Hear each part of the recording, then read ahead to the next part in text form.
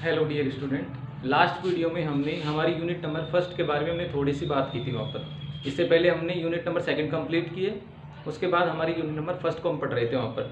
तो हमारी जो यूनिट नंबर फर्स्ट है वो है श्रेणियों के अभिसरण एवं अपसरण पर आधारित। तो हमने बेसिक बात की थी वहाँ पर कि श्रेणी किसको कहते हैं, कि कोई जब सीक्वेंस होता है तो श्रेणी में कन्वर्ट हो जाता है, किस कारण से कन्वर्ट होता है, ये हमने कुछ बेसिक्स बातें वहाँ पर की थी वहाँ पर। ठीक है, आज हम यहाँ पर उसको थोड़ा सा और आगे बढ़ाते हुए पढ़ते हैं उसमें कि आज हमें करना क्या है यहाँ पर।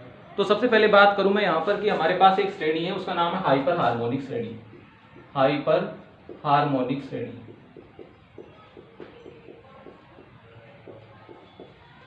तो किसको कहते हैं हाइपर हार्मोनिक श्रेणी?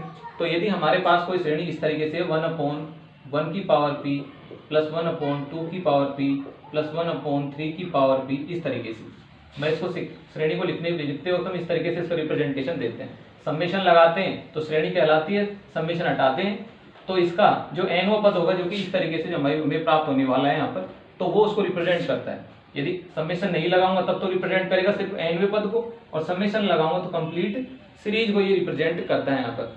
ठीक है, तो ये हमारे पास कोई श्रेणी है, तो इस श्रेणी को हम क्या कहेंगे? हाइपर हार्मोनिक श्रेणी कहेंगे यहाँ पर इसको। अब इस श्रेणी को हमें याद रखना है क्योंकि हमें तुलनात्मक परीक्षण में बड़ी मदद करती है यहाँ पर ये श्रेणी, कि जब हमें तुलनात्मक परीक्षण जब पढ़ते हैं तो वहां पर इसका उपयोग होता है वहां पर। तो इस श्रेणी में क्या होगा कि इसकी दो कंडीशन बनती है यहाँ पर। पहली कंडीशन p के ऊपर करती है दोनों की दोनों, ये कि जो दोनों कंडीशन है इसके अभिसरण एवं अपसरण, वो दोनों कंडीशन किसके ऊपर बेस्ड है? p के ऊपर यहाँ पर। केस नंबर फर्स्ट और केस नंबर सेकेंड। p एक वैल्यू है यहाँ पर, p कोई वैल्यू होगी यहाँ पर, तो p का मान यदि 1 से छोटा है, p का मान क्या है? यदि 1 से छोटा है तो उस स्थिति में श्रेणी जो हमारी समेशन ऑफ जो un थी हमने जो ऊपर लिख रखी है यहाँ पर, यानी जो हाइपर हार्मोनिक श्रेणी थी वो क्या होती है? अभिसारी होती है। क्या होती है इस कंडीशन में? ये अभिसारी होती है। दूसरी बात है, यदि p का मान 1 से बड़ा या 1 के बराबर है तो श्रेणी क्या होती है? हमारी अपसारी श्रेणी होती है। समेशन ऑफ जो un हमारी श्रेणी है वो इस कंडीशन में क्या होती है? अपसारी श्रेणी होती है। तो हमें श्रेणी को याद रखना है कि जब भी हमें इसकी जरूरत है, क्योंकि ऐसा नहीं देगा आपको डायरेक्ट यहाँ पर कि इस श्रेणी को लिख दिया, बता दिया कि इसके बारे में बताओ कि अपसारी होगी या अभिसारी होगी, नहीं। ये हमें तुलनात्मक परीक्षण के लिए इसको यूज में लेंगे कि किस कारण से इससे हम किसी अन्य श्रेणी की तुलना करके उसको बता पाएंगे कि वो श्रेणी अभिसारी होगी या अपसारी होगी, इसकी मदद से। तो हमें दोनों रिजल्ट याद रखने। पहले तो श्रेणी का सिंबल, कि श्रेणी को 1/n की पावर p के रूप में रिप्रेजेंट किया जाता है। जैसे एग्जाम्पल यहाँ पर मैंने लिख दिया कि 1/n, कि summation of un equal to है समेशन ऑफ 1/n। तो इस श्रेणी के बारे में बिना टेस्ट किए, क्योंकि n की वैल्यू कितनी होगी? 1, और 1 पर देखा कि श्रेणी का मान क्या होता है? अपसारी, तो इस श्रेणी क्या होगी? अपसारी होगी। और मैं एग्जांपल लिखूं यहाँ पर कि जैसे मैंने n की पावर 1/2 लिख लिया, समेशन ऑफ n की पावर 1/2 लिख दिया, तो एक श्रेणी को रिप्रेजेंट करता है। ये श्रेणी क्या होगी? अभिसारी श्रेणी होगी, क्योंकि यहाँ पर n की वैल्यू क्या है? p की वैल्यू क्या है? 1 से छोटी है, तो p की वैल्यू छोटी है, तो इसके बेसिस पर क्या हो जाएगी? श्रेणी अभिसारी। तो ये हमें तुलनात्मक अध्ययन में इसकी जरूरत पड़ेगी, तो वहां पर हम इसको उपयोग करेंगे यहाँ पर। तो अभी तो इसको केवल याद रखते हैं हाइपर हार्मोनिक श्रेणी को। ठीक है, ऐसा ही इसी तरीके से एक श्रेणी और है, गुणोत्तर श्रेणी। उसके रिजल्ट भी आपको याद रखने यहाँ पर। गुणोत्तर श्रेणी। नेक्स्ट आपकी जीपी, जिसके बारे में आप अच्छे से जानते हो। गुणोत्तर श्रेणी जीपी। जीपी के बारे में बात करें, जैसे कि हमारे पास कोई जीपी है इस तरीके से कि 1 + x² + x की पावर 3 + x की पावर 4, इस तरीके से लाइक दिस x की power n। 1 + x + x² + x की पावर 3 + 4 प्लस इस तरीके से लास्ट में कितना? x की पावर n। ये हमारी क्या है? एक धनात्मक पदों की गुणोत्तर श्रेणी है। क्या है ये? धनात्मक पद। धनात्मक पद इसलिए क्योंकि इसके मिड में जो साइन लगे हुए हैं वो सब पॉजिटिव है, तो क्या बोलते हैं इसको? धनात्मक श्रेणी बोलते हैं इसको। ये हमारी क्या है? एक धनात्मक श्रेणी। तो इसके बारे में हम बिना किसी जांच के इसको बता सकते हैं कि श्रेणी अभिसारी होगी, अपसारी होगी। ठीक है, तो यहाँ पर हम देखें इसमें, तो इसमें भी 3 कंडीशन बनती है यहाँ पर। केस फर्स्ट, कि यदि यहाँ पर जो कॉमन रेशियो है, क्योंकि यहाँ पर सार अनुपात होता है, हम यहाँ पर कि पहले वाले पद का अगले वाले पद में भाग देते हैं, प्राप्त परिणाम क्या कहलाता है? सार अनुपात कहलाता है। तो यदि सार अनुपात का मान, यदि यहाँ पर क्या है कि सार अनुपात का मान यदि हमें क्या प्राप्त हो? 1 से छोटा प्राप्त हो, एक कंडीशन तो ये बनती है। ठीक है, एक है कि सार अनुपात का मान 1 से बड़ा या 1 के बराबर प्राप्त हो। तो 2 कंडीशन बनती है इसकी, कि एक तो क्या बनती है कि सार अनुपात का मान क्या प्राप्त हो? आपको 1 से छोटा प्राप्त हो, और एक क्या बनता है कि सार अनुपात का मान 1 से बड़ा या 1 के बराबर प्राप्त हो। यहाँ पर हम इसको नेगेटिव के रूप में भी ले लेते हैं यहाँ पर, कि इसको ये भी कह सकते हैं कि इसका मान क्या हो? -1 से तो बड़ा हो और 1 से क्या हो? छोटा हो, इस तरीके से। कि यदि हमारी श्रेणी में जो सारा अनुपात है x है उसके लिए क्या कंडीशन हो कि यदि x की वैल्यू -1 से बड़ी तथा 1 से छोटी हो तथा x का मान यदि 1 से बड़ा तथा 1 के बराबर हो, तो इस कंडीशन में तो श्रेणी जो होगी वो हमारी कौन सी होगी, अभिसारी श्रेणी होगी। हम इसको देखते ही क्या बता सकते हैं कि हमारी जो जीपी जो हमने इस तरीके से लिखी थी वो श्रेणी कौन सी होगी, अभिसारी। और ये कंडीशन हमारी क्या कहलाती है, अपसारी। ये अपसारी श्रेणी कहलाती है हमारी यहाँ पर। तो ये हमारी जीपी है यहाँ पर, इसको भी हमें याद रखना है क्योंकि कभी कभार इसको भी तुलनात्मक परीक्षण में हम यूज में लेते हैं वहाँ पर। तो जब जरूरत होगी तो इसको उपयोग करेंगे और उसकी बेसिस पर बता पाएंगे कि श्रेणी हमारी कौन सी होगी यहाँ पर। ठीक है, अब इसके बारे में थोड़ा सा हम स्टडी करें यहाँ पर। तो हमने इससे पहले एक टेस्ट पढ़ा था, जनरल से टेस्ट वहाँ पर, कि यदि हमारी श्रेणी जानी पहचानी है, तो ये श्रेणी तो जानी पहचानी है आपके यहाँ पर, तो इसके बारे में तो चलो ये हम याद भी ना करें तो इसके बारे में तो विवेचना कर सकते हैं हम। किस तरीके से, क्योंकि हम जानते हैं कि जीपी के अंतर्गत यहाँ पर, जीपी मतलब गुणोत्तर श्रेणी के अंतर्गत हम गुणोत्तर श्रेणी के n पदों का योगफल आसानी से प्राप्त कर सकते हैं। और जब हमारी श्रेणी के n पदों का योगफल हमें ज्ञात किया जा सकता हो तो उसमें तो हमें ऐसे टेस्ट की कोई जरूरत ही नहीं पड़ती, सीधा सीधा उसके बेसिस पर बता पाएंगे। तो सबसे पहले मैं लेता हूं चूंकि गुणोत्तर श्रेणी, इसके आगे का रिजल्ट है यहाँ पर प्रूव इसका ना, चाहे इसको देख सकते हो रिजल्ट को आप यहाँ पर प्रूव। तो हम बोलते हैं चूंकि गुणोत्तर श्रेणी के n पदों का योग, गुणोत्तर श्रेणी के n पदों का योग हम डिफाइन करते हैं किसके द्वारा, Sn के द्वारा। अब वो डिपेंड करता है कॉमन रेशियो, सार अनुपात के ऊपर डिपेंड करता है वो। तो सार अनुपात का मान यदि 1 से छोटा है तो उस कंडीशन में हम कैसे लिखते हैं उसके n पदों का योग कि 1 - x की पावर n अपॉन 1 - x, जबकि जो x जो हम सार अनुपात ले रहे हैं वो क्या है, लेस देन 1 है। दूसरी बात है कि यदि Sn क्या लिखते हैं कि xn-1 डिवाइडेड बाई x - 1, जबकि x की जो वैल्यू है वो क्या हो, 1 से बड़ी हो, तब हम वहां पर क्या लेते हैं, इस तरीके से लेते हैं क्या कि x का मान जब 1 से बड़ा हो तो उस कंडीशन में हम जो योग है उसको इस तरीके से डिफाइन करते हैं। तो ऐसा करने पर हमारे पास 3 कंडीशन बनती है यहाँ पर कि जब हम इनको 1 के ऊपर, जब हमारी श्रेणी को हम लिखते हैं यहाँ पर कि जो भी मैटर हो सब 1 के ऊपर डिपेंड कर रहा है यहाँ पर, तो उसके बेसिस पर हम इसको 3 पार्टों में बांटते हैं। पहला तो क्या कि जब हमारा x, क्योंकि ये जो s है ना वो ऐसे तो डिपेंड किसके ऊपर करता है, कंप्लीटली x के ऊपर डिपेंड करता है। जब x के बारे में बता पाएंगे तो ही हम इसके अभिसरण एवं अपसरण के बारे में बता पाएंगे या श्रेणी के n पदों के योग के बारे में बता पाएंगे, जब x तो हमें पता होगा। तो हम इसको 3 पार्टों में डिवाइड करते हैं। केस नंबर फर्स्ट हमने लिया कि जब x की वैल्यू क्या हो, हमारे 1 से छोटी तथा -1 से बड़ी हो, कि नेगेटिव वैल्यू नहीं है वो, मतलब -1 से तो क्या है बड़ी है लेकिन 1 से क्या है वो छोटी है। तो इस कंडीशन में श्रेणी के n पदों का योग, श्रेणी के n पदों का योग। अब आप ये कह रहे हो कि इसमें हमने शुरुआत में हमने इसको -1 क्यों नहीं माना, यहाँ पर इसको ये कंडीशन हो जाएगी यहाँ पर एक हमने यहाँ पर इसको 1 क्यों नहीं लिया, तो 1 के लिए भी लिख के देखेंगे एक बार। हम इसको यहाँ तो लिखे यहाँ पर, तो हमने क्या देखा कि जब हमारे पास x की वैल्यू का मान -1 से बड़ा तथा 1 से छोटा हो तो उस कंडीशन में हम श्रेणी का n पदों का योग किसके बेसिस पर देखेंगे, हमारा छोटा कहाँ से होगा, वो 1 से तो छोटा ही है यहाँ पर, इसी कंडीशन के अंतर्गत आएगा। क्योंकि यहाँ पर देखा कि दोनों कंडीशन 1 से छोटी आ रही है, तो हमने देखा कि श्रेणी के n पदों का योग कैसे लिखेंगे, Sn बराबर 1 - x की पावर n अपॉन 1 - x। फिर हमने क्या देखा था, एक टेस्ट देखा था यहाँ पर कि यदि हमारी श्रेणी जानी पहचानी है और उस कंडीशन में हम उसके n पदों के योग की यदि सीमा लेते हैं वो एक फाइनाइट वैल्यू आती है, तो उस कंडीशन में श्रेणी को हम अभिसारी कहते हैं।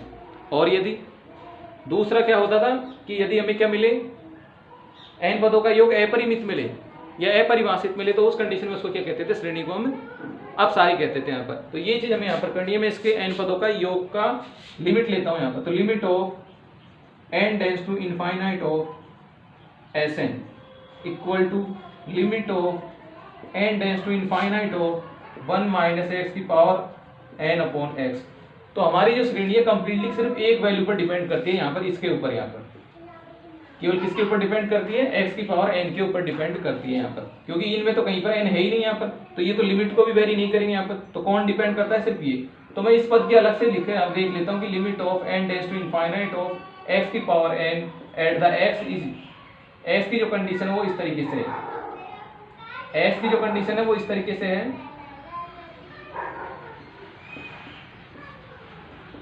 ठीक है। x की जो कंडीशन हमारी इस तरीके से है और हमें इसके बारे में बताना है यहाँ पर।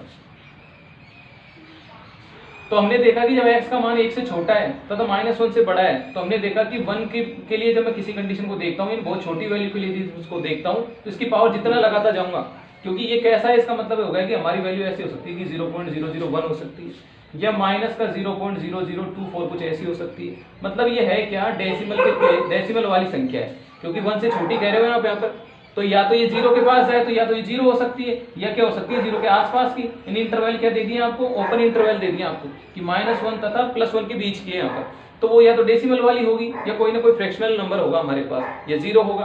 तो जिस भी कंडीशन के लिए मैं उसका जितनी टाइम मल्टीप्लाई करता जाऊंगा, क्योंकि हमारे पास गणित का नियम ये कहता है कि जितनी छोटी संख्या होगी उसको जितना ज्यादा आप उसी संख्या से या उससे छोटी संख्या से गुणा करोगे तो परिणाम और भी छोटा होता जाएगा, ये हमारी कंडीशन होती है। तो हमारे पास एक छोटी संख्या थी और हम उसको, क्योंकि x की पावर n का मतलब होगा कि n टाइम आप उसी x को बार बार रिपीट करके मल्टीप्लाई करो, तो हम देखेंगे कि इसका जो परिणाम होगा वो वास्तव में हमें क्या प्राप्त होगा, 0 प्राप्त होगा, क्योंकि ये कहेंगे कि ये बहुत ही लगभग बिल्कुल छोटा हो जाएगा यहाँ पर जितना मल्टीप्लाई करेंगे n टाइम, ये तो इनफाइनाइट टाइम कह रहा है। अगर यदि बड़ी वैल्यू होती, जैसे मैं यहाँ पर -2 लिख देता, तो फिर तो इनफाइनाइट की वैल्यू इसकी भी कितनी आती, इनफाइनाइट आती, क्योंकि जानते हैं कि 2 एक बहुत बड़ी वैल्यू है, और जब इसका इसी के साथ बार बार मल्टीप्लीकेशन होगा तो इन एंड में जाके क्या देगा आपको, इनफाइनाइट वैल्यू देगा यहाँ पर।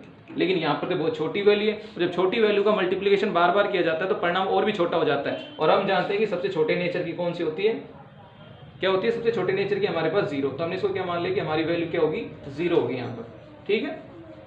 तो हमने इसको क्या माना कि लिमिट ऑफ x की पावर n की वैल्यू को हम क्या ले रहे हैं यहाँ पर, 0 ले रहे हैं यहाँ पर, तो 0 आ गया।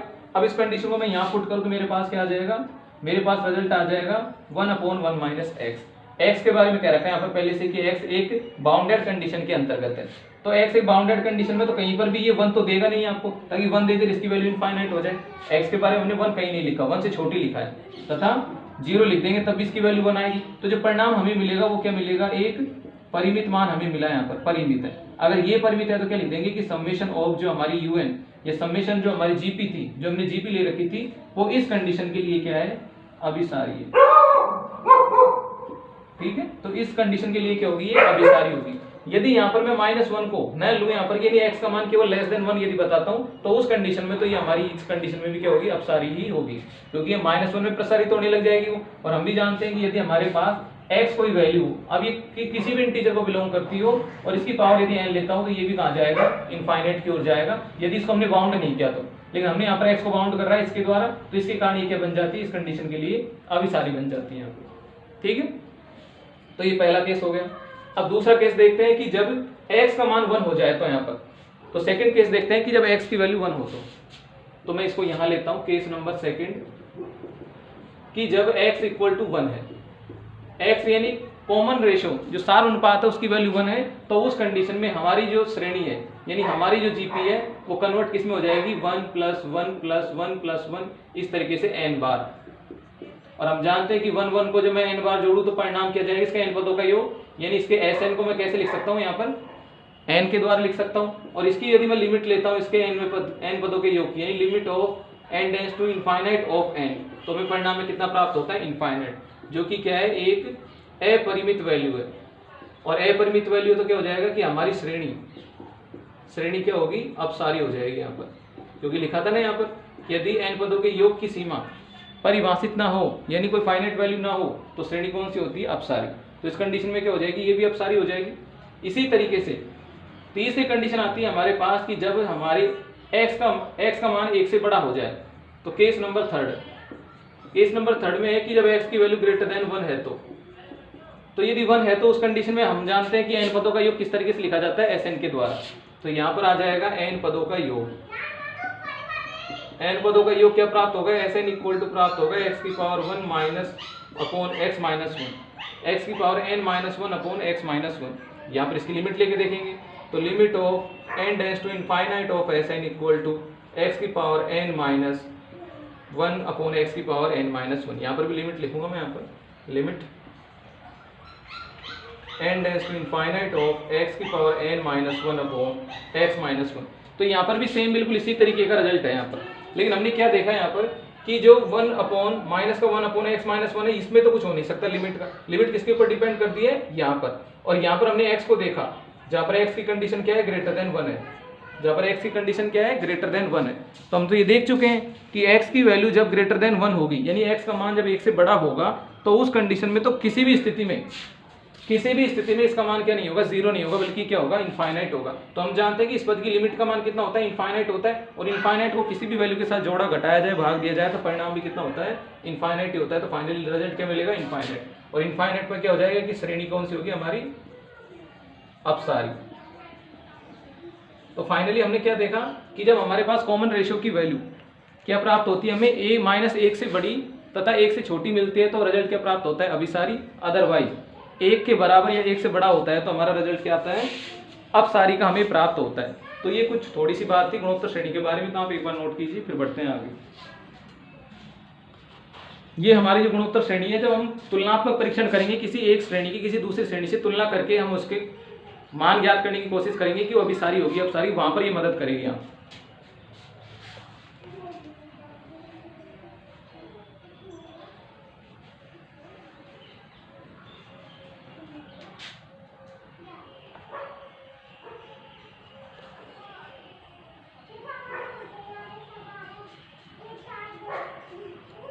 अब देखते हैं आगे।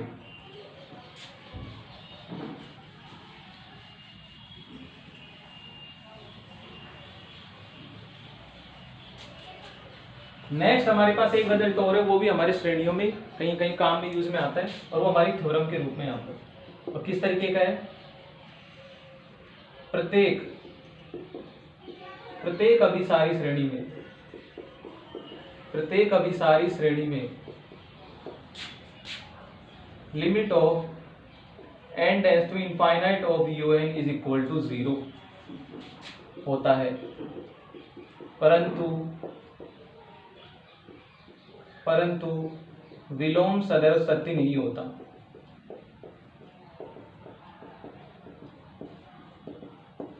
ठीक है, इसका मानना क्या है, यहाँ पर इस थ्योरम का स्टेटमेंट क्या है, थ्योरम का स्टेटमेंट क्या है, कुछ इस तरीके से कि प्रत्येक अभिसारी श्रेणी की, यदि आपको पता है पहले से किसी श्रेणी के बारे में कि वो क्या है, डाइवर्जेंट सीरीज है, यानी आपकी अभिसारी श्रेणी है, यहाँ पर सॉरी कन्वर्ज है, आपकी सीरीज कौन सी है, वो कन्वर्ज सीरीज है, उसके बारे में आपको पहले से नॉलेज है।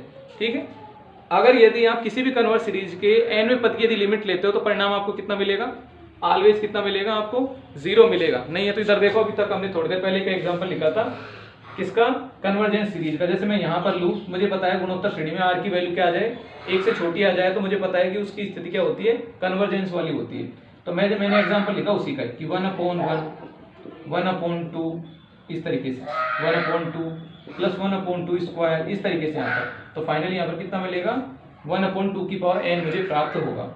यहाँ पर क्या लिख सकता हूँ मैं, 0 लिख सकता हूँ, या इसको रहने दूँ मैं यहाँ पर इस तरीके से लिख सकता हूँ। तो हमने देखा कि ये क्या है, एक गुणोत्तर श्रेणी है। ये जो हमें रिजल्ट क्या मिला है वो एक गुणोत्तर श्रेणी का मिला है यहाँ पर।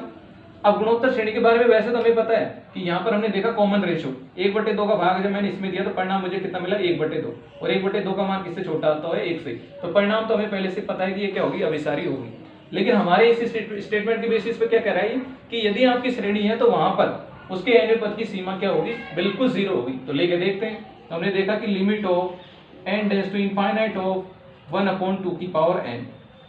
इसको दोबारा कैसे लिख सकते हैं कि लिमिट ऑफ, हमने लिखा 1/लिमिट of n tends to infinite of 1/2 की पावर n, क्योंकि हम जानते हैं कि जहां पद हमारा होगा गुणनफल में वहां लिमिट चले जाती है। तो फाइनली हमें मिला क्या कि चाहे इसका निकाल लो चाहे इसका निकाल लो यहाँ पर। तो हमें मिला क्या कि 2 की पावर n का रिजल्ट हमें मिला। और ये कैसा रिजल्ट है कि a की पावर n वाला रिजल्ट है, कि a की पावर n की मुझे क्या लेनी है, लिमिट लेनी है। जहां पर a के बारे में मुझे पता है कि a का मान क्या है, 1 से बड़ा है, तो इसकी लिमिट का मान सदैव क्या होता है, इनफाइनाइट मुझे प्राप्त होता है। यहाँ पर इसकी लिमिट का मान मुझे सदैव क्या प्राप्त हो, इनफाइनाइट, यानी नीचे वाला पद मुझे क्या मिला, इनफाइनाइट। तो मैं यहाँ पर इसको इस तरीके से लिखाऊंगा तो परिणाम कितना आ जाएगा, 0। तो यही तो ये कह रहा था कि यदि आपके पास कोई कन्वर्ज सीरीज है तो उसके nवें पद की सीमा सदैव कितनी होती है, 0 होती है। लेकिन हमारा ये रिजल्ट तो काम का हो भले, लेकिन इसका एक रिजल्ट बड़ा काम का है। कौन सा, कि ये कह रहा है कि अभिसारी श्रेणी यदि है तो उसके nवें पद की सीमा डायरेक्टली कितनी होती है, 0 होती है। तो हम इसका उल्टा यूज में ले सकते हैं। कौन सा, कि यदि किसी श्रेणी के nवें पद की सीमा यदि 0 नहीं है तो निश्चित ही वो कौन सी होगी, अपसारी। भले चाहे अभिसारी के लिए तो दोनों कंडीशन आती हो, लेकिन अपसारी के लिए बिल्कुल स्पष्ट बात है कि अपसारी श्रेणी के nवें पद की सीमा कभी भी क्या नहीं होगी, 0 नहीं होगी। तो हम तो वो वाला रिजल्ट देखेंगे कि जब हमारे पास कोई ऐसी श्रेणी हो जिसके बारे में पता नहीं हो और उसके nवें पद की हम सीमा लें और वो यदि नॉट इक्वल टू 0 आता हो, यानी सीमा वहाँ पर निकाल सकते हो। और एनवें पद की सीमा यदि क्या आ जाती है, नॉट इक्वल टू 0 आ जाती है, और एक डिफाइन वैल्यू आ जाती है या फाइनाइट वैल्यू आ जाती है, तो उस कंडीशन में उसको डायरेक्ट क्या कहते हैं कि वो क्या होगी, अपसारी होगी। तो इसका जो कन्वर्ज जो रिजल्ट है वो बड़े काम का है हमारा, ये खुद तो इतना काम का नहीं है, लेकिन इसका जो कन्वर्ज है वो बड़े काम का है। ठीक है, तो हम क्या करेंगे कि हमारे पास कोई श्रेणी होगी, उसके एनवें पद की हम सीमा लेके देखेंगे।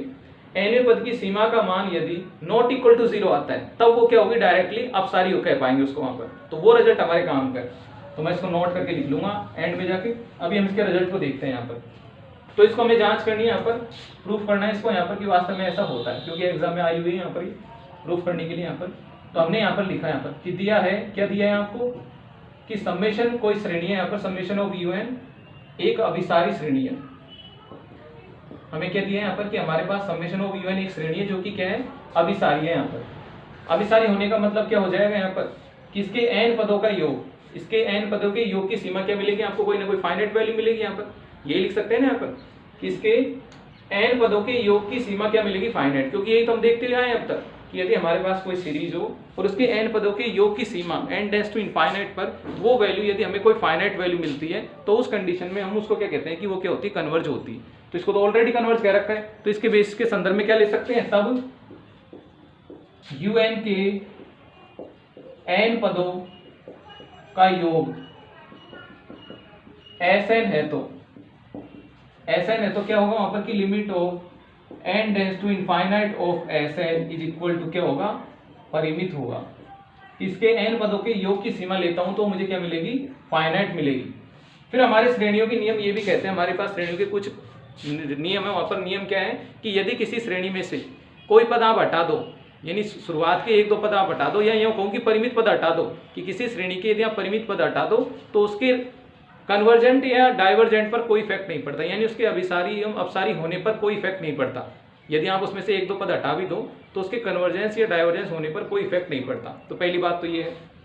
दूसरी बात क्या है कि यदि आप किसी श्रेणी को किसी विशेष वैल्यू के साथ गुणा या भाग कर देते हो तो भी उस पर कोई इफेक्ट नहीं पड़ता। ठीक है, तीसरी बात यहाँ पर है कि उसके कुछ पदों को आप युग्म के रूप में ले लो, जैसे 2-2 पदों को जोड़ के लिख रहे हो आप वहां पर, कि जो पहले आपको जैसे 1 2 3 4 5 दे रखे, आप उनको जोड़ के लिख लो यहाँ पर कि 2 पदों को एक साथ जोड़ा, फिर अगले 2 पदों को एक साथ जोड़ा, फिर अगले 2 पदों को एक साथ जोड़ा। ऐसा करने पर भी श्रेणी के अभिसरण एवं अपसरण पर कोई प्रभाव नहीं पड़ता। तो ये कुछ बातें मैं आपको बता दूंगा लास्ट में। तो हमारे पास क्या है कि हमने देखा कि Sn एक परिमित वैल्यू है। अब जो n है वो कोई थोड़ा ऐसा थोड़ी 2 4 5 हो, n तो हम जितना लो उससे भी एक अधिक कह सकते हैं यहाँ पर। तो हमने देखा कि श्रेणी के n पदों का योग क्या आ रहा है, परिमित आ रहा है। तो यदि इसमें से एक पद कम लेकर इसके योग ज्ञात करूं तो मैं क्या लिखूंगा अगेन यहाँ पर, तब क्या होगा कि limit of n tends to infinite of Sn minus 1, कि इसका यदि मैं एक पद कम लेकर उसके n पदों का योग ज्ञात करूंगा तो वो भी मुझे क्या प्राप्त होगा, परिमित ही प्राप्त होगा। ठीक है, क्या देखा हमने यहाँ पर कि हमने जब इसका एक पद कम निकाला, वहां पर जब इस तरीके से उसको लिखा तो उसकी वैल्यू भी क्या होगी, परिमित ही आएगी, क्योंकि एक पद घटाने से कोई प्रभाव नहीं पड़ता। चूंकि एक पद जोड़ने या घटाने से श्रेणी पर प्रभाव नहीं पड़ता। तो यदि मैं इसमें से एक पद हटाकर यदि इसका मैं योगफल ज्ञात करके सीमा लेता हूं तो भी वो कन्वर्स थी, तो आंसर मुझे क्या मिलेगा, फाइनाइट ही मिलेगा मुझे यहाँ पर। अब हमने क्या देखा, इन दोनों सीमाओं को घटा दिया। घटाओ तो मैंने कैसे लिखा कि limit of n tends to infinite of Sn minus Sn minus 1 हो जाएगा ये। ठीक है, ये क्या हो जाएगा कि Sn माइनस Sn माइनस 1 हो जाएगा। यहाँ पर जो वैल्यू मिली थी वही वैल्यू मुझे यहाँ पर मिल रही है, फाइनाइट वैल्यू जो था वही तो रहेगा यहाँ पर। ऐसा करने पर हमने देखा कि दोनों वैल्यू समान होगी तो उनकी वैल्यू क्या आ रही है, 0। अब हम जानते हैं यहाँ पर, चूंकि ये तो सभी जानते हो कि यदि Sn में से Sn माइनस 1 को घटा जाए तो UN प्राप्त होता है, यानी श्रेणी का n वापस प्राप्त होता है। तो इसकी वैल्यू क्या आ जाएगी, UN। तो क्या लिखूंगा, limit of n tends to infinite of UN equal to 0। और यही आपको यहाँ पर दर्शाना था कि यदि कोई सीरीज कन्वर्ज है तो उस कंडीशन में उसके nवें पद की सीमा ऑफिशियली बिल्कुल क्या होगा, उसका मान 0 होगा। तो यही हमने यहाँ पर लिखा कि हमारे पास यदि UN एक अभिसारी श्रेणी है तो इसके nवें पद की सीमा सदैव कितनी होगी, 0 होगी। बट कन्वर्ज लेकिन इसका जो विलोम है वह सदैव सत्य नहीं है। विलोम का मतलब कि यदि आप किसी भी श्रेणी का n पद ले लो और उसकी आप लिमिट निकाल लो और फिर उसका यदि उसका मान 0 आ जाता है, ये कोई जरूरी नहीं है कि वो कन्वर्ज ही हो, कि श्रेणी कन्वर्ज हो, ये कोई जरूरी नहीं है। लेकिन कन्वर्ज श्रेणी के n पद की सीमा हमेशा कितनी होती है? 0 होती है। ये प्रूव्ड है यहाँ पर, इसके माध्यम से यहाँ पर, ठीक है। अब इसका कन्वर्ज लेंगे, यानी कन्वर्ज को भी हम प्रूव करेंगे कि वास्तव में इसका जो विलोम है वह सदैव सत्य नहीं होता। तो उसके लिए मैं एक एग्जांपल ले लेता हूँ किसी दूसरी श्रेणी का और फिर उसके n पद की सीमा लेके देखता हूँ क्या वो भी 0 आता है या नहीं आता है। क्या वो अभिसारी होगा तो ही 0 आ पाएगा, या अपसारी होगा तो भी उसका मान क्या आ जाता है? 0 आ जाता है। तो नेक्स्ट मैंने एग्जांपल ले लिया विलोम। विलोम में हमने लिखा यहाँ पर कि माना समेशन ऑफ Vn की दूसरी श्रेणी है Vn, उसको मैंने इस तरीके से लिखा 1/1 की पावर 1/2 कोमा 2 की पावर 1/2, या रूट में लिख लेता हूँ इसको मैं यहाँ पर 1 की पावर 1/2, फिर क्या आ जाएगा यहाँ पर, चलो मैं इसको ऐसे लिख लेता हूँ, 1 लिख लेता हूँ कि 1 की पावर 1 2 की पावर 1 इस तरीके से। इसी तरीके से क्या आ जाएगा 3 की पावर 1 रूट में लिखो, रूट इस तरीके, क्योंकि हमने दूसरी श्रेणी लेनी है यहाँ पर, तो इसको रूट में लिख रहे हैं यहाँ पर कि 1/1 की 1 रूट, फिर 2 रूट यहाँ पर, इसी तरीके से √4 और इसी तरीके से क्या आ जाएगा यहाँ पर, ये वाली वैल्यू आ जाएगी यहाँ पर 1/√10 यहाँ पर, ठीक है। तो हमने इस तरीके की क्या ले ली? एक श्रेणी ले ली यहाँ पर। अब ये श्रेणी की हमें n पद की सीमा का मान देख रहे हैं कि इसके n पद की सीमा का मान क्या आएगा। तो मैंने चेक किया कि limit of n tends to infinite of un, इसके n पद की सीमा हमने डायरेक्ट चेक करी यहाँ पर। तो इसका हमने मान देखा कि limit of n tends to infinite of 1/n की पावर 1/2, ये इसका मान आ रहा है यहाँ। तो हमने देखा कि जैसे हमने इसकी सीमा ली तो इसकी वैल्यू क्या आ जाएगी? इनफाइनाइट इनफाइनाइट होती है, इसका मान क्या आ जाएगा? 0। तो हमने देखा कि ये एक श्रेणी थी जिसके n पद की सीमा लेने पर इसका मान क्या आ रहा है? 0 आ रहा है। तो क्या वास्तव में एक अभिसारी सीरीज थी क्या यहाँ पर, कि यदि अभिसारी, हमें अभी पता नहीं है ना यहाँ पर कुछ भी कि अभिसारी है अपसारी, इसके बारे में कुछ नहीं पता, लेकिन फिर भी हमने इसके n पद की सीमा ली और उसका मान कितना प्राप्त हो रहा है? हमें 0 प्राप्त हो रहा है। अब हमें ये देखना है क्या वास्तव में ये अभिसारी ही तभी ऐसा हो रहा है या अपसारी में भी ऐसा हो जाता है यहाँ पर। तो हमें इस श्रेणी को जांचना है यहाँ पर। तो श्रेणी का देखते हैं, पता लगा पाओ तो आप देखो कि ये श्रेणी कौन सी हाइपर हार्मोनिक श्रेणी है। आपके पास कौन सी है? समेशन ऑफ Vn क्या है? एक हाइपर हार्मोनिक श्रेणी है। देखो यहाँ पर, क्योंकि इसके n पद को कैसे लिखा जा रहा है? n की पावर p, यहाँ पर p की वैल्यू कितनी है? 1/2। तो हम देखेंगे चूंकि समेशन ऑफ जो Vn है उसको हमने कैसे लिखा है? समेशन ऑफ n की पावर 1/2 के रूप में, जो कि p का मान कितना है? 1/2, यानी 1 से छोटा है। p का मान यहाँ कितना है? 1/2, जो कि क्या है? 1 से छोटा। और 1 से छोटे होने पर हमारी श्रेणी कौन सी होती थी? 1 के बराबर, या 1 से छोटे होने पर हमारी जो श्रेणी होती थी वो कौन सी होती थी? अब सारी श्रेणी होती थी। इसका मतलब क्या है? जो कि अब सारी श्रेणी है, जो कि अब सारी श्रेणी है। तो हमने क्या देखा कि श्रेणी तो अब सारी है, लेकिन इसके जो n पद की लिमिट लेने पर परिणाम फिर भी 0 आ रहा है। तो इसी कारण इसका क्या कहते हैं? इसका जो कन्वर्ज है वो हमेशा सही नहीं होता, क्योंकि देखो हमने एक ही एग्जांपल लिया, उसी में क्या आ रहा है? गलत आ रहा है यहाँ पर। लेकिन अब ये सारी श्रेणी होगी तो उसके n पद की सीमा का मान 0 होता है। लेकिन कन्वर्ज कि यदि किसी श्रेणी के n पद का सीमा लेने पर यदि उसका मान 0 आ जाता है, ये जरूर नहीं है कि वो कन्वर्ज ही होगी या अभिसारी होगी, ये कोई अनिवार्य नहीं है। तो ये चीज, ये एग्जाम्पल इस चीज को प्रूव करता है, ठीक है। तो हमने लिया था अपसारी का एग्जाम्पल, लेकिन उसके n पद की सीमा लेने पर भी उसका मान कितना आ रहा है? 0 आ रहा है। तो ये इसके कन्वर्ज को क्या बताता था? रॉन्ग बताता है यहाँ पर। तो इसी कारण से क्या लिखा गया है कि यहाँ पर इसका जो कन्वर्ज है वह सदैव सत्य हो, ये कोई जरूरी नहीं है। कन्वर्ज का मतलब विलोम, ठीक है। अब हमें इसमें क्या समझना था कि हमारे ये जो थ्योरम है वो बड़े काम की किस कारण से, तो मैं नोट के रूप में इसको यहाँ लिख देता हूँ। नोट के रूप में आप लिख लो इसको यहाँ पर, समेशन ऑफ UN में, समेशन ऑफ UN में limit of n tends to infinite of UN, यदि n पद की सीमा का मान परिमित आए, नॉट इक्वल टू 0 नहीं आए, क्या मान आए? कोई l आए और वो क्या हो? नॉट इक्वल टू 0, और क्या हो? परिमित हो, वहां पर वो कोई ना कोई फाइनाइट वैल्यू यदि आती है, तो उस कंडीशन में श्रेणी सदैव क्या होगी? अपसारी होती है। तो ये रिजल्ट हमारे काम का है। इसका जो सेकंड जो भाग है जिसको लिखा नहीं है यहाँ पर, वो काम का है यहाँ पर कि लिमिट ऑफ UN, यानी उसकी n टेंड्स टू इनफाइनाइट पर सीमा लेने के बाद प्राप्त परिणाम कोई फाइनाइट वैल्यू आती है और वो 0 के बराबर नहीं होती है, तो उस कंडीशन में श्रेणी सदैव क्या होगी? अपसारी होगी।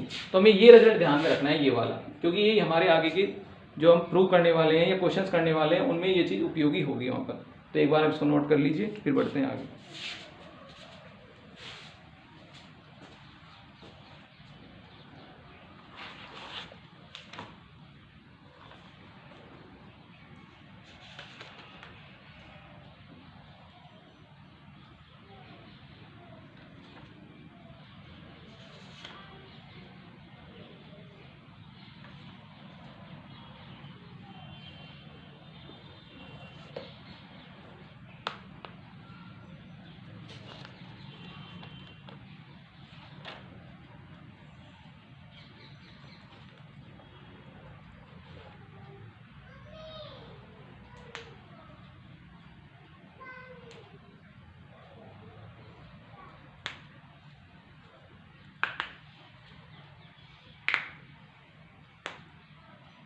इसके बाद पढ़ेंगे हम तुलनात्मक परीक्षण। तो हमने अब तक एक तो कौन सा पढ़ा कि यदि हमारी श्रेणी जानी पहचानी है और उसके n पदों का योग की सीमा लेने पर प्राप्त परिणाम यदि कोई फाइनाइट वैल्यू आते हैं तो वहाँ वो क्या हो गई थी, कन्वर्ज हो गई थी। उसके बाद हमने क्या पढ़ा था, उसके बाद हमने पढ़ा था कौन सा, ये वाला रिजल्ट, एक यहाँ पर एक रिजल्ट हमने ये पढ़ा है यहाँ पर। अभी तो टेस्ट करने के सिर्फ एक दो ही नियम आए यहाँ पर। एक तो कौन सा कि n पदों का योग ज्ञात करो और उसकी सीमा ले लो, उसका परिणाम यदि कोई फाइनाइट वैल्यू है तो अभिसारी अदरवाइज अपसारी। दूसरा ये पढ़ा कि यदि किसी श्रेणी के nवें पद की सीमा लेने पर प्राप्त मान एक फाइनाइट आए और वो नॉट इक्वल टू 0 तो उस कंडीशन में वो क्या होगी, डेफिनेटली क्या होगी, अपसारी होगी। एक हमने ये जानते हैं। तीसरा टेस्ट जो गुणोत्तर श्रेणी का था वो तो खुद का अपना रिजल्ट है वहाँ पर कि गुणोत्तर श्रेणी के लिए वो जो रिजल्ट होता है वो गुणोत्तर श्रेणी के लिए ही होगा, तो हर जगह उसको जांच कर नहीं सकते या किसी दूसरी श्रेणी पर उसको अप्लाई भी नहीं कर सकते। क्लियर। तो अब पढ़ते हैं तीसरा तुलनात्मक परीक्षण। पहला तुलनात्मक परीक्षण आपका यहाँ पर। तुलनात्मक परीक्षण में क्या किया जाता है कि दो श्रेणियों की तुलना करके हम कन्वर्जेंस एवं डाइवर्जेंस का पता लगा पाते हैं यहाँ पर। तो नेक्स्ट रिजल्ट है आपका तुलनात्मक परीक्षण, टेस्ट नंबर 3। दो टेस्ट हो गए ना, टेस्ट नंबर 3 तुलनात्मक परीक्षण, कंपैरेटिव टेस्ट, तुलनात्मक परीक्षण, कंपैरेटिव टेस्ट।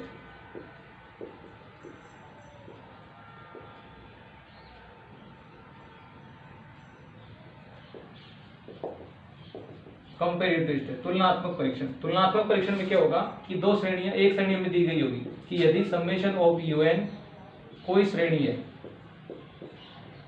कोई श्रेणी, यदि समेशन ऑफ un तथा समेशन ऑफ vn दो श्रेणियां हैं, दो श्रेणी है, तब यदि समेशन ऑफ un तथा समेशन ऑफ vn दो श्रेणियां हैं तब समेशन ऑफ un अभिसारी होती है, अभिसारी है या अपसारी है, अपसारी है यदि समेशन ऑफ, अपसारी है यदि, कब है ये कि पहले तो क्या हो कि limit of n tends to infinite of un upon vn, कि आप क्या निकालो कि दोनों श्रेणियों का अनुपात निकालो इस तरीके से un अपॉन vn, और वो आपको क्या मिले, फाइनाइट वैल्यू मिले, कोई परिमित मान मिले आपको यहाँ पर वो, और जो कि क्या हो 0 के बराबर नहीं हो, कि इन दोनों का जो अनुपात है वो हमें क्या मिले, एक फाइनाइट वैल्यू मिले और वो किसके बराबर नहीं हो, 0 के बराबर नहीं हो, तो हम बता पाएंगे यहाँ पर कि वो श्रेणियां अभिसारी होंगी या अपसारी होंगी। ठीक है। अब देखिए पहली कंडीशन यहाँ पर, तो यदि हमारी जो श्रेणी है यहाँ पर समेशन ऑफ un वो अभिसारी होगी यदि ये वाली श्रेणी क्या है, अभिसारी है, और यदि हमारी श्रेणी समेशन ऑफ जो vn वो यदि अपसारी है तो उस कंडीशन में un भी क्या होगी, अपसारी ही होगी। तो सारा किसके ऊपर डिपेंड करता है, vn के ऊपर। vn एक हमारी मानी गई श्रेणी होती है, ये तो हमें प्रश्न में दी गई होगी, और ये हमारी खुद की कंसीडर की गई श्रेणी होगी यहाँ पर, ये तो प्रश्न में दी गई होगी, ये श्रेणी हम अपनी तरफ से मानेंगे यहाँ पर।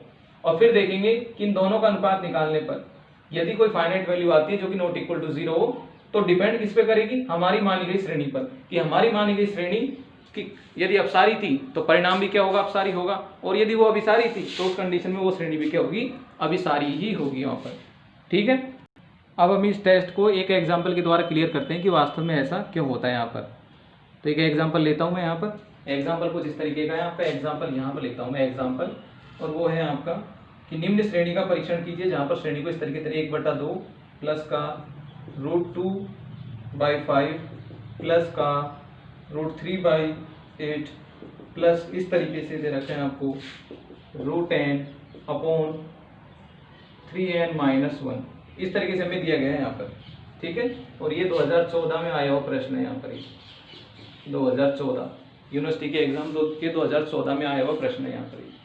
तो हमें ये श्रेणी दे रखी है यहाँ पर, तो मैंने इसको लिखता हूँ यहाँ पर कि श्रेणी को हमारे लिखने का तरीका ये होता है कि एन, हम इसको लिखते हैं इस तरीके से, श्रेणी हमें कैसी दे रखी है, summation of UN, UN indicate करता है एनवें पद को, और एनवें पद को मैंने यहाँ लिख दिया समेशन ऑफ किस तरीके से, √n/3n-1। ऑलरेडी आपको एन पद उसने बना के दे रखा है, यदि नहीं दिया होता तो हम उसको मानते या उसको बनाते होगा, तो ये हमें इस तरीके से दे रखा है। तो हमारा तुलनात्मक परीक्षण क्या कहता है कि ये तो आपकी दी गई श्रेणी होगी, तो इसका तो मैंने यूएन लिख लिया, यूएन यहाँ पर, तो यूएन आपको प्राप्त हो गया n की पावर 1/2 ऊपर से, नीचे से मैंने n को कॉमन ले लिया तो ये आ गया 3-1/n, और सोल्व किया तो मुझे प्राप्त हो गया n की पावर 1/2 और साथ में प्राप्त हो गया 3-1/n, इस तरीके से। तो मुझे जो un था वो तो इस तरीके से दे रखा है।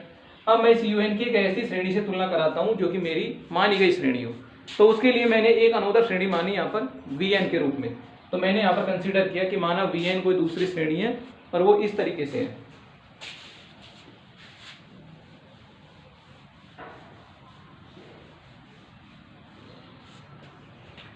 हमने इसको लिखा कि माना summation of vn equal to summation of n की पावर 1/2। हमने कैसी श्रेणी मानी कि जो पद यहाँ पर अतिरिक्त था, यानी जो इसकी लिमिट लेने में दिक्कत पैदा करेगा, वो कौन सा है, 1/n की पावर 1/2 है यहाँ पर। तो इसी को हटाने के लिए हमने ऐसा का ऐसा पद बिल्कुल यहाँ पर मान लिया, ठीक है। और इसका आप रूप देखो तो ये हाइपर हार्मोनिक श्रेणी के बराबर है, जो अभी आप थोड़ी देर पहले आपको बताया था। बिल्कुल ऐसा है कि ये क्या है, एक हाइपर हार्मोनिक श्रेणी है। जो हमने कंसीडर किया वो कौन सी है, हाइपर हार्मोनिक, ये हमारी श्रेणी है हाइपर हार्मोनिक श्रेणी, जहां पर p की वैल्यू कितनी है, p बराबर 1/2 यानी 1 से छोटा। तो 1 से छोटा होने पर श्रेणी कौन सी होती थी, अभिसारी। तो ये हमने यहाँ पर लिख लिया कि यहाँ पर कि हमने जो कंसीडर किया श्रेणी वो ऑलरेडी जिसके बारे में पूरी नॉलेज है कि वो श्रेणी कौन सी है, एक अभिसारी श्रेणी है, तो हमने इसको कंसीडर किया। अब दोनों का अनुपात निकालता हूं मैं यहाँ पर कि limit of n tends to infinite of un/un+1, वो सॉरी un/vn।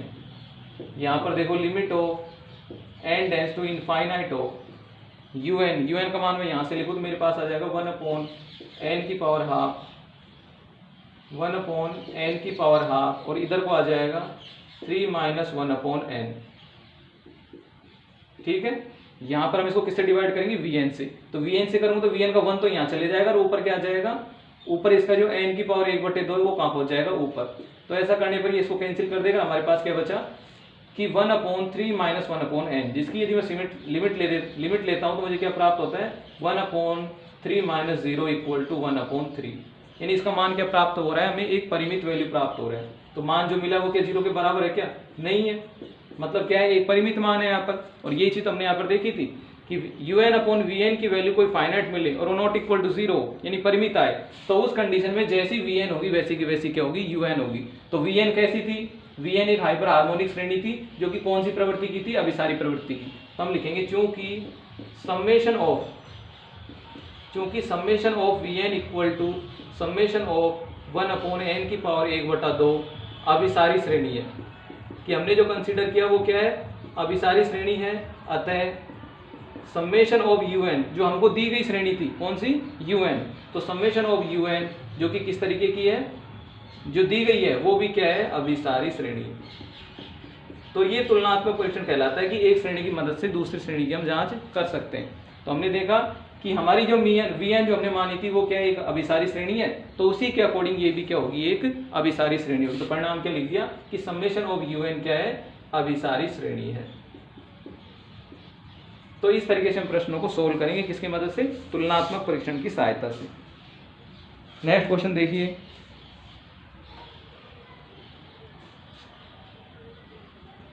इसी तरीके से अगला प्रश्न देखिए। सभी को क्लियर तो हो रहा है ना ये चीज हम पढ़ रहे हैं यहाँ पर कि कैसे कैसे हम तुलनात्मक परीक्षण लगा रहे हैं, सभी को क्लियर हो रहा है।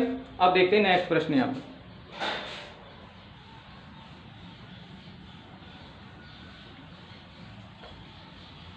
नेक्स्ट प्रश्न है आपका एक श्रेणी दे रखी है इस तरीके से, एग्जाम्पल 1 + 1 अपॉन 2 की पावर 2, फिर दे रखा है 2 की पावर 2, 3 की पावर 3, 3 की पावर 3, 4 की पावर 4, इस तरीके से आपको एक श्रेणी दे रखी है यहाँ पर।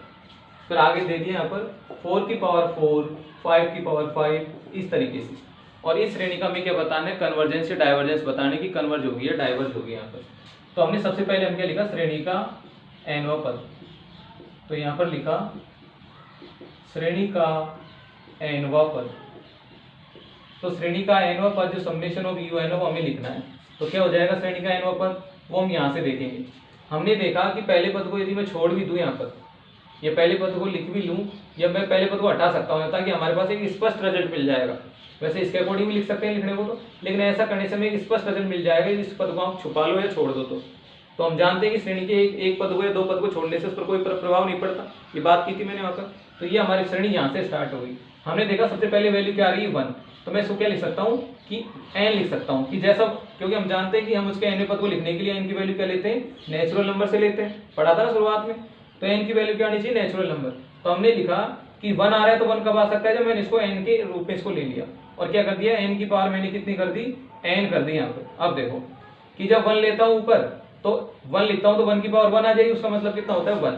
नीचे देखा कि नीचे क्या हो रहा है, 1 से 1 अधिक है, तो ये कितना आ जाएगा यहाँ पर n+1, और इसकी पावर भी कितनी कर दी, उतनी कर दी यहाँ पर। अब देखो n बराबर 1 लिखो, तो 1 लिखने पर ऊपर तो आ रहा है 1 और नीचे कितना आ रहा है 2 की पावर 2। अब 2 रखे देखो तो 2 की पावर 2, नीचे कितना आ रहा है 3 की पावर 3, फिर 3 रखे देखो 3 की पावर 3 और 4 की पावर 4, तो बन रही है हमारी सीरीज यहाँ पर। तो वास्तव में श्रेणी का n पद क्या था, n की पावर n अपॉन n+1 की पावर n+1, इस तरीके से मिल गया हमें यहाँ पर श्रेणी का n+1 nवां पद। अब हमें इसको सोल्व करना है इसके nवें पद को, फिर देखना है कि यहाँ पर हमें क्या करें यहाँ पर। तो मैंने इसके nवें पद को सोल्व किया, तो nवां पद हमारे पास था n की पावर n, मैंने नीचे से भी किसको कॉमन ले लिया, n को कॉमन ले लिया, तो किस रूप में आया वो n+1 में, और यहाँ बचा 1+1 अपॉन n की होल पावर n+1, इस तरीके से बच रहा है यहाँ पर। ठीक है, इसको और सोल्व किया तो n की पावर n से काट दूंगा तो यहाँ पे कितना प्राप्त हो जाएगा 1 अपॉन n और 1+1 अपॉन n की होल पावर n+1, ये मुझे परिणाम प्राप्त होगा किसके रूप में, un के रूप में। अगर यदि मैं इसकी तुलना एक ऐसी श्रेणी से करूं जो इसके इस पद को हटा दे, क्योंकि तुलना के लिए हम यहीं से लेते हैं रिजल्ट, अपनी इच्छा अनुसार नहीं मानेंगे, कुछ ऐसा मानेंगे ताकि हमारे पास ये पद भी हट जाए और इससे सीमा लेने में हमें आसानी हो, वरना ऐसे पदों को नहीं हटाएंगे तो परिणाम सदैव क्या देंगे, वो 0 0 देंगे। क्या देंगे, सदैव परिणाम वो 0 0 देंगे वहां पर, और हमें ऐसा नहीं चाहिए, क्योंकि हमने इसमें क्या माना था कि वो क्या नॉट इक्वल टू 0 परिणाम, तो यही तो हमें देखना था यहाँ पर। तो इस पद को हटाने के लिए मुझे क्या करना होगा, एक दूसरी श्रेणी मारनी पड़ेगी यहाँ पर। तो कंसीडर किया कि माना Vn समेशन के रूप में लिख सकते हो आप, कि माना समेशन ऑफ Vn हमारी एक नई श्रेणी है और किस तरीके की है वो 1 अपॉन n। अब बिल्कुल देखो यही पद लिया है यहाँ से ही बिल्कुल, तो क्या ले लिया 1 अपॉन n, और इसकी तुलना हमने किसके साथ करा दी, un के साथ। यानी क्या लिखा कि इंप्लाइज दैट की limit of n tends to infinite of un upon Vn, लगाओ यहाँ पर, तो क्या आ जाएगा, limit of n tends to infinite, limit of n tends to infinite, यहाँ पर देखो ये 1 अपॉन n इस 1 अपॉन n से कट जाएगा, क्या बचेगा 1 अपॉन 1+1 अपॉन n की होल पावर कितनी आ जाएगी, n+1। अब यदि मैं इसकी सीमा लेता हूँ यहाँ पर, तो हम जानते हैं कि 1+1 अपॉन n की पावर यदि n है, यानी इसको मैं आगे लिख सकता हूँ, दो टुकड़ों में इसको तोड़कर लिख सकता हूँ यहाँ पर, कि एक तो मैंने पूरा n वाला पद अलग कर लिया, और एक क्या लिखा 1+1 अपॉन n, जो n+1 था उसको दो भागों में तोड़ दिया। ध्यान से समझना इस बात को यहाँ पर, कि हमने क्या कर दिया कि 1 अपॉन 1+1 अपॉन n को हमने कैसे लिखा, n, और एक भाग को अलग कर दिया। अब हमारे पास एक स्टैंडर्ड लिमिट होती है कि लिमिट ऑफ n, इसको याद रखना है आपको, यहाँ पर कुछ पद है जिनको आपको याद रखने होंगे, कि limit of n tends to infinite, n tends to infinite, और यहाँ पर है 1+1 अपॉन n की होल पावर n है, तो इसका परिणाम सदैव कितना होता है, e होता है यहाँ पर, इसका परिणाम सदैव कितना होता है, e होता है यहाँ पर। बात समझ में आ रही है आपको यहाँ पर। अगर यदि यहाँ पर एक की जगह यदि 2 हो जाए तो इसका मान कितना हो जाएगा, e² हो जाएगा यहाँ पर। इसमें यदि इस 2 की जगह 3 हो जाए तो यहाँ पर कितना मान हो जाएगा इसका, e³ हो जाएगा। तो इस तरीके से ये चलता रहता है रिजल्ट यहाँ पर, जैसा यहाँ होगा उसी के अनुसार होगा। अब यहाँ पर 1 है तो इसकी पावर कितनी है, 1 यहाँ पर। तो इस रिजल्ट को आपको याद रखना है, limit of n tends to infinite, और यहाँ पर है 1+a अपॉन n, कि होल पावर n, तो इसका मान कितना आ जाएगा e की पावर a, इसका मान कितना आ जाएगा e की पावर a। ठीक है, और भी कुछ रिजल्ट है वो आपको बताऊंगा एक दिन स्पष्ट की मेरे कुछ सीमाएं हैं उनको हम याद करेंगे वहाँ पर, ताकि हमें जब भी जरूरत पड़ेगी तो उनका मान हम डायरेक्ट वहाँ पर लिख सकें यहाँ पर।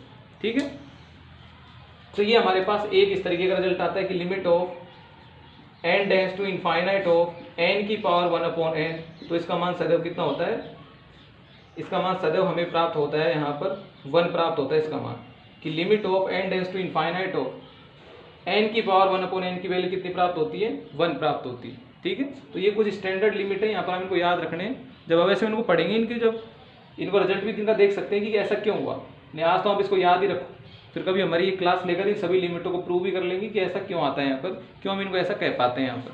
ठीक है, तो यहाँ से इसकी वैल्यू क्या आ जाएगी, अब हमने लिमिट ली तो इसका मान तो कितना आ जाएगा कि 1 अपॉन ई प्राप्त हो जाएगा। इसका मान कितना होता है कि 1 अपॉन 1 प्लस एन, इसकी वैल्यू इनफाइनाइट, तो इसकी वैल्यू क्या आ जाएगी 0, तो 0 प्लस 1 इक्वल टू 1, तो इसका मान तो 1 हो जाएगा। यहाँ से इसका मान क्या आ जाएगा ई, तो हमने क्या लिख दिया 1 अपॉन ई। अब ये जो रिजल्ट है किसके ऊपर डिपेंड करता है, 1 अपॉन ई के ऊपर। तो यहाँ ई एक नेपियर कांस्टेंट है जो कि स्थायी वैल्यू है यहाँ पर, इसका मान कभी 0 नहीं हो सकता, इसका मान आता है 1.2714। ठीक है, जो कि क्या है एक स्टेबल वैल्यू है, तो इसका मान कभी भी 0 नहीं होगा, नॉट इक्वल टू 0 होगा, यानी क्या है एक परिमित मान है यहाँ पर। ये अगर ये परिमित मान है तो हमारी श्रेणी किसके ऊपर डिपेंड करेगी, Vn के ऊपर।